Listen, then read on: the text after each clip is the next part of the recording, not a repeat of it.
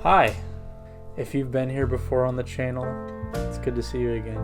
If you're new to this channel, thanks for, clicking on the video. This video is not me saying that I'm going to start making recurring YouTube videos, but I just kind of felt like it's been a long time and I really enjoyed doing this. And with what little viewers I had, this was exciting for me. And yes, I still collect Legos. Alright, anyways, with all that said, let's take a look at this. This is I keep calling it the Grand Tower. I walked into the Lego store, but it is actually called the Hogwarts Castle Main Tower. Let's take a look at it. I am so excited to bring to you a review of the Hogwarts Castle Main Tower set. This is one that I've been really excited to purchase and build. I think I was actually more excited for this than I was for this when this came out, just because of how iconic this tower is. And on top of that, I am super excited to...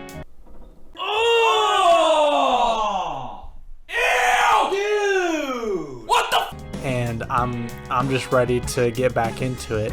And yes, I know my hands are disgusting. I mean, look at these hands. These hands are so gross. But I kid you not, I scrubbed and scrubbed and scrubbed, and I just couldn't clean my hands. And it's due to the nature of my job. Lord have mercy. These are... You want to see the other one? You want to see the other hand? Wow. That's just beautiful. I can be a hand model for like Lego City and like the construction line because these hands are gorgeous. I had to do the 0.5 zoom on my iPhone just to get this whole castle in view, but I'm gonna go ahead and zoom in when we're done looking at this. But I did, however, as you can see, connect the the Great Hall with the tower, just so you guys can visualize this. I know this set has been out for a while and there's more sets like the one that sits back here, and then we just saw the bridge that goes to this section right here, and there's a little bridge that connects. I did, however, do what I could with the pieces I had, and I did actually have a lot of fun building this set with a few other people. And I actually really look forward to building other Hogwarts expansions with other people via the new app. But yeah, this is the set, so let's just go ahead and get into it. Alright, the first figure in this whole set is, the most rarest, most extraordinary figure I think I've ever seen in my entire life. And for the first time ever, it is Harry Potter, and he's wearing his red sweater, which indicates to me like he's sneaking out for a midnight snack. Because Harry typically wears his Hogwarts sweater during the day, but this looks like a more leisurely outfit, so let's just spin him around. He looks kind of scared. I wonder why that is. I guess we'll find out here in a second. This figure right here is the infamous Ginger Weasley. It's Ronald. He's wearing his button down. Nothing really too much to this figure. He also looks a little scared. I wonder why that is. I guess we'll find out later. But yeah, that's Ron. Hermione Granger kind of dresses like a middle-aged mom, and on top of that, she forgot to button the last button on the bottom of her shirt. There she is. That's the rest of her sweater. Just a really basic character. In my opinion, Hermione is the worst character in all of Harry Potter. No, I'm just kidding. I just wanted you to get a reaction out of you. Did I? Let me know. But yes, that's it. That's it for the Golden Trio. Anyways, thank you guys for watching. That's the end of this review. No, I'm just kidding. All right, let's do the next one. Neville Longbottom. This is the part where Neville gets frozen for who knows how long, but I can't imagine it was comfortable because he was just laying stiff on the ground like a board. Probably until the end of that movie, to be honest. I mean, shoot, I think he earned those house points just for laying on the ground. But let's turn this guy around. He looks pretty happy, probably because he didn't have to witness what the other three saw later that night. Oh, they should call him Neville Thickbottom. Goodness, no, I'm just kidding. But anyways, all right, we got Percy Weasley, the school prefect. He's very proud to be the prefect. Honestly, when I was reading the book, it just stood out to me how much he was like proud of the fact that he got to be a school prefect, and he was reading all the books about him. So it's really interesting to see Percy in this set, just because he parades around the school like he's the king or something. But I'll just spin him around just for the heck of it. You have the hood print folded down, just like the other characters you might see in the rest of this Harry Potter series. But right there is Percy Weasley. Yeah, Marcus Flint. When you're watching the film and you see this kid smile, you already know you don't like him. Great Slytherin casting. But here is Marcus Flint in his Slytherin Quidditch costume or uniform. And that's honestly when you most see him in the movies, is in Quidditch. You don't necessarily really see him anywhere outside of Quidditch. Maybe you might see him in the background. But yeah, that is Marcus Flint right there. And I'll go ahead and spin him around for you. I know it's super shaky. He's like really tall on this long like stick that I created for these. But yeah, there he is, Marcus Flint. Marcus Flint. Make sure you remember that. Write that down. Now this is different. This is nearly headless. This is nearly headless Nick for like the third time. Except this time it appears that we got more detail in his outfit, and they just decided to change the hair, maybe because, why not?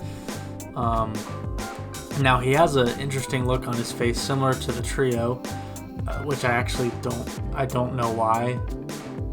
I can't remember why that is. I know he gets petrified in the second book. Maybe that was our teaser for the Chamber of Secrets coming out in June. It's just been sitting right here in front of us the whole time.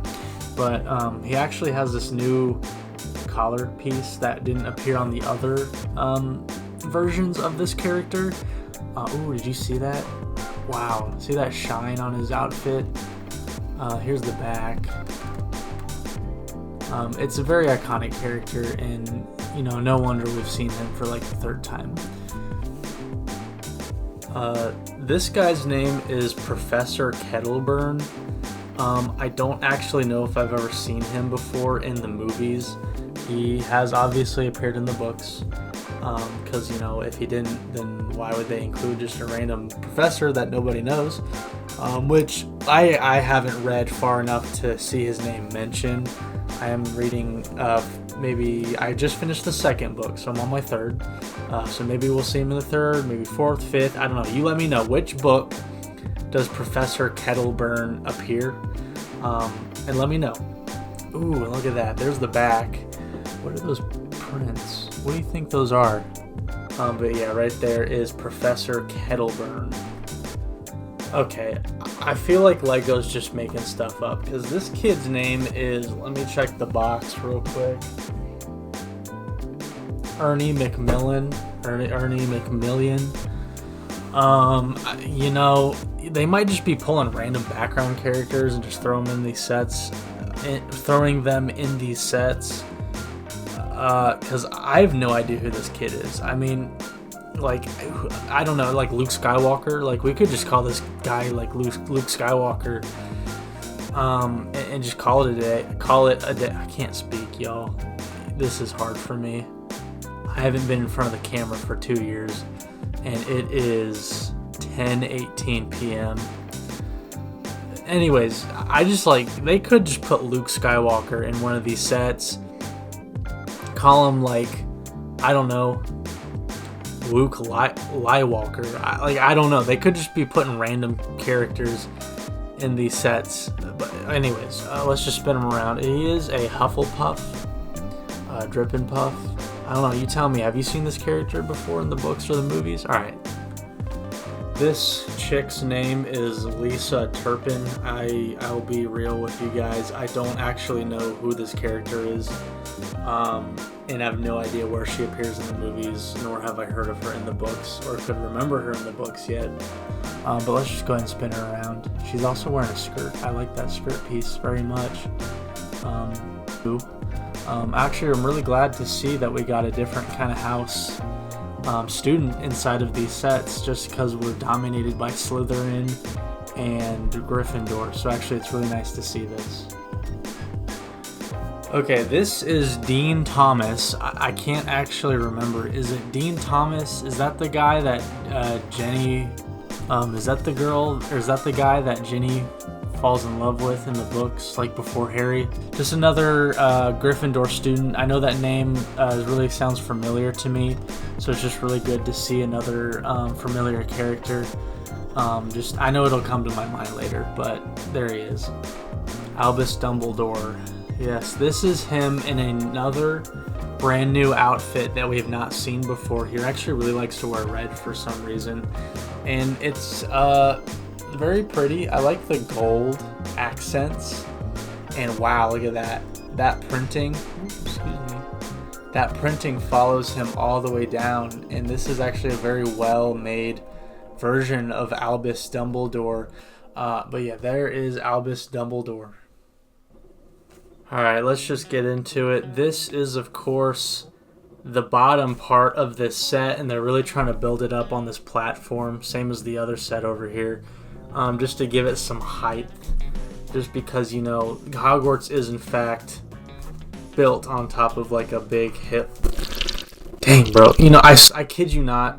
I swear to you that my dirty hands are not getting all over this stuff. Like, this doesn't come off. I do like this idea that they're going with the, you know, being built up versus what we've gotten before. And I'll turn it around here for you so we can continue. And one thing that they put into this interesting little switch right here, and whoop, whoop, whoop, whoop, whoop, whoop.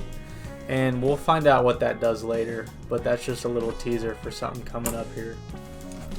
Moving up the facade, we actually have the first balcony right here, and this balcony continues over to that set over there, and what we see is this little archway that kind of like carries you through into the interior, and what you see over here, in fact, is a window.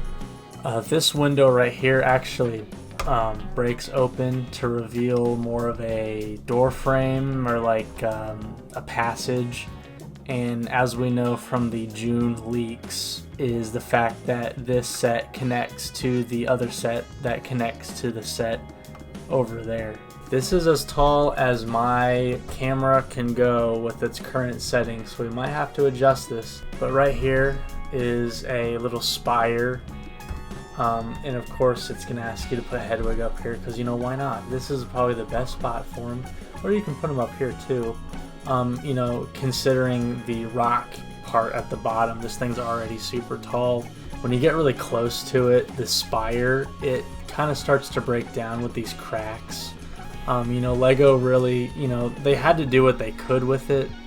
But when you move back a little bit, you can see it looks much better. But they used a technique where they had the hinge pieces and it folded around, and we'll see more of that on the inside. You'll just kind of notice the little things. I do like the fact that we brought back the sand green piece. Maybe it's a little nod to the classic Lego sets we got in the 2000s. Alright, this is the top of the spire. This is the most exciting climactic part of the set, is when you see how tall it is, as I mentioned earlier. And one thing that I really like is how they bring it out a little bit, just like you see in the movies and pictures. Like, it sticks out just a little bit up here. And well, Dumbledore's office is in this part of the set, but Dumbledore's office in reality sits up here in these three little spires. This little detail on the cone right here is just held on by hinges. Maybe they just did that to keep it from looking super flat, which it does look really flat, when I do that. But it just gives it a little bit more, less sheen and more texture, just to, make it pop a little bit. But of course that texture kind of ends, unfortunately, as we go up. But it looks pretty impressive, and I do really like this set, and I like the way it looks in my display. Alright, and of course, as always, we're going to go ahead and take a look at the interior. With this castle system, we get the pull-out scenes, so I'll go ahead and just pull this one out for you. This is a mini version. Oh, man, if we can get it to focus. Whoop, there we go. This is a mini version of the chessboard, the life-size chessboard that is featured in the first Harry Potter movie. There's a hair on there, how embarrassing. And what I actually really like about this is the fact that they included a little seat for Ron right there. There he is, my hero, Ron Weasley. I think my favorite ginger in the whole world. Nobody tops this guy. He's too good. He's too good. And these pieces can, in fact, move around. But I actually really like this. This is a very small, cost-effective piece to put inside of the bottom of this set. This next part right here is, of course, the winged keys because of the progression. Boop, boop, boop, and we'll go over that here in a second. But the winged keys part where Harry flies around trying to catch the key to the door. And of course you can attach Harry to this broom and it'll spin around, spin around, spin around, and it'll just kind of look like he's, trying to catch keys. What I don't like about this actually is the fact that, the old set from the 2000s, 2001, the keys actually had a piece that had wings on it. And I'm actually disappointed that we don't have wings on these keys. They're just floating keys, I guess. But let's just go ahead and walk our way over here. But this is the part in Harry Potter where our favorite characters fall into a trap of vines as they fall through a trap door. It actually has the vines releasing as a play feature, which is not necessarily something we got before. But that's actually what that switch on the back of the build, as you see my hand is ready and primed, and it drops them through right there. That's what that little piece does, is drops them through. Of course, this wouldn't be a scene from the first movie without Fluffy, and this is the third version of Fluffy that we've seen overall. The one from 2001 had a very unibody piece, but we used traditional Lego, pieces to put the heads on the shoulder. And this version of Fluffy is more basic in its build. I'll just kind of show you what that looks like. Which this is pretty much it, and it just sits, they clip in there, and the middle head comes down and you push the other heads next to it. But I guess you don't really need a lot of motion for this character to get that motion.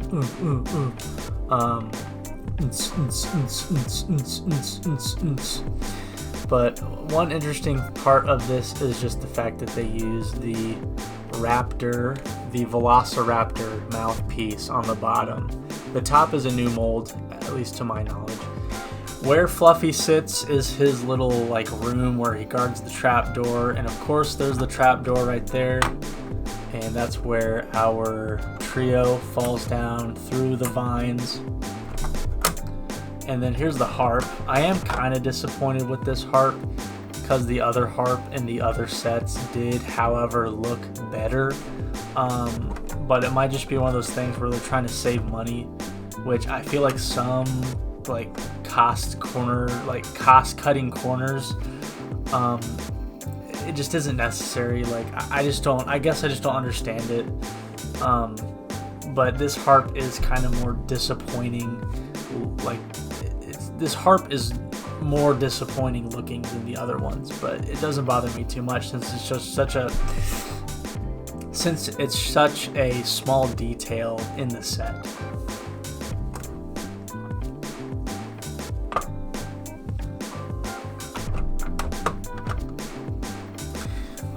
What else we have over here is, of course, that door I showed you earlier through this hallway. There's some small details down in here, like the trophy and a bust back here. And yeah, these staircases do move, which is a very nice detail to add to, you know, if you want to go up the stairs and go this way, you can. Or if you want to go up the stairs and go this way, you can do that as well. And one thing about going up the stairs and going this way, that is the fat lady portrait for the Gryffindor common room. And this has a door feature, so you can open it up and enter the common room. And I do like their design for this portrait. And I think one really cool thing they could do for CMF Series 3 is feature the fat lady as a minifigure. Alright, if you're listening, Lego, write that down. Write that down. And of course, there's the door mechanism again, and we open into the Gryffindor common room, which this is, I think, the best built common room out of all of the Hogwarts expansion sets that we have seen. Some very nice flags in the background just to fill that blank space. Our iconic red couches, our fireplace in the background. What would have been really cool is actually to see Sirius Black's face back there. That would have been a very nice detail. I really like this. I really like what they did with this side piece right here, the way it sticks out and moves up just a little bit. It really gives that nice look of the Gryffindor, like sleeping area. They're in a circle, and we have the furnace back here that kind of travels all the way up through the ceiling, and it kind of stops actually. It just kind of floats there. Let's just travel this way, and we're walking up this. Here, I got you, Luke Skywalker here. We're walking up the steps. This staircase doesn't actually move, but here we go. And we're up here at the. Alright, Siri, calm down. Whoops, who is this? I am the greatest Hogwarts, what's his face? Hey Siri, who was Dumbledore in Harry Potter? I am the greatest headmaster Hogwarts has ever seen. Nobody can beat me. I am just the best. Alright, we're gonna raise the test scores. We're gonna defend the magic and the wizardry. Alright. Yeah, I know. Here, I got you. Ready? Azkaban. Over here, of course, we have the grand staircase. And what they built into this little staircase right here is actually the eagle.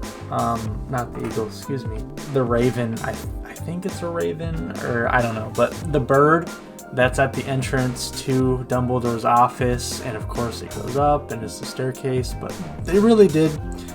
They had to use what they could for this.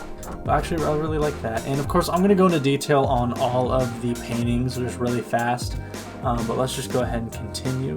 This is the peak of the castle, literally and metaphorically, because this is Dumbledore's office. This is what the set can present us with, and there's a lot of small details inside of here. There's a little shelf back here with just some small things you might see in his office. There's a picture back here. Of course, there is the sorting hat. Of course, his desk.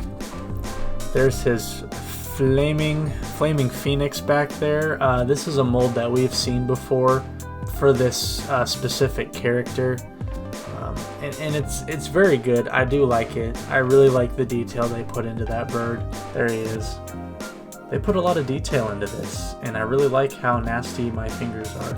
Oh, and another thing we have in here is the Gryffindor sword and the little like memory pool thing. And of course I know we're gonna get the full Dumbledore's office here in June. I'm actually really excited for that. But for now, this is a very good Dumbledore's office. And working our way up, we have the Mirror of Erised. Now, this isn't the first one we've seen, and I feel like the other one we got was better, but this one does do the job pretty well. We have Harry and his parents, and on the other side, we have Harry and the Sorcerer's Stone, or the maybe this is why they didn't call it that in America. Philosopher's Stone. There we go. But let's go ahead and put this back in here real quick.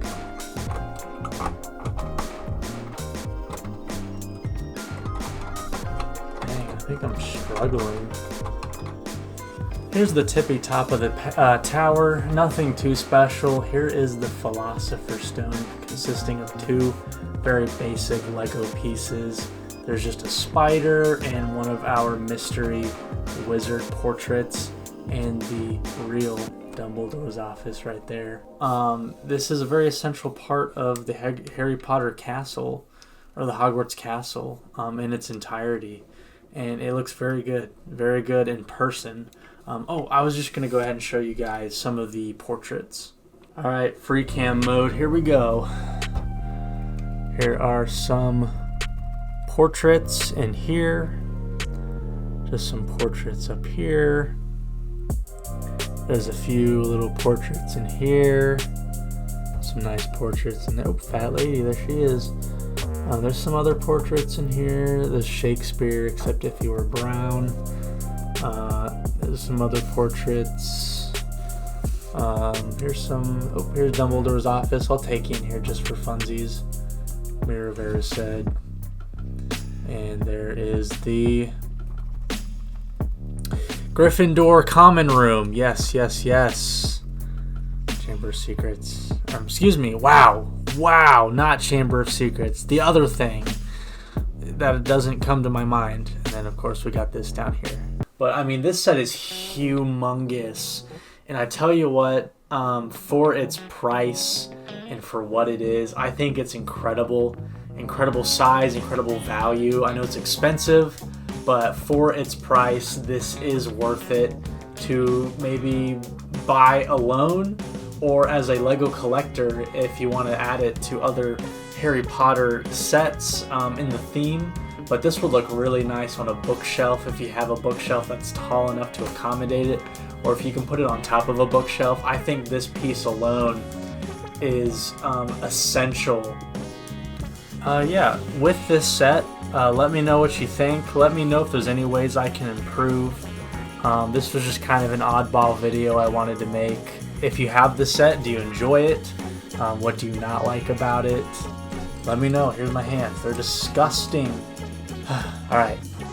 You guys have a good one. Peace out. Bye-bye.